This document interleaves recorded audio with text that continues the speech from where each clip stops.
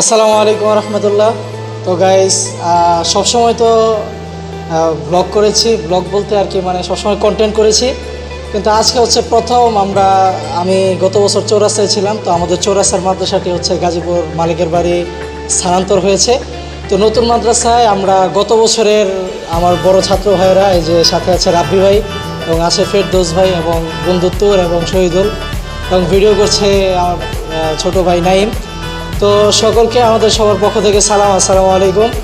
তো ইনশাল্লাহ আজকে আপনাদের সঙ্গে ইনশাল্লাহ আমাদের মাদ্রাসার সম্পূর্ণ ভিডিও ইনশাল্লাহ শেয়ার করব। হয়তো বা রাত হয়ে গিয়েছে, মানে দিনের বেলা যে একটা ভিউ পেতেন ওইটা হয়তো পাবেন না, তবু আশা করি ইনশাল্লাহ যথাযথ ভিডিওর চেষ্টা করবো ইনশাল্লাহ। তো আমরা পুরাতন ছাত্র বলতে গেলে এই জায়গার, মানে এই জায়গায় নতুন, কিন্তু আমরা মাদ্রাসায় পুরাতন।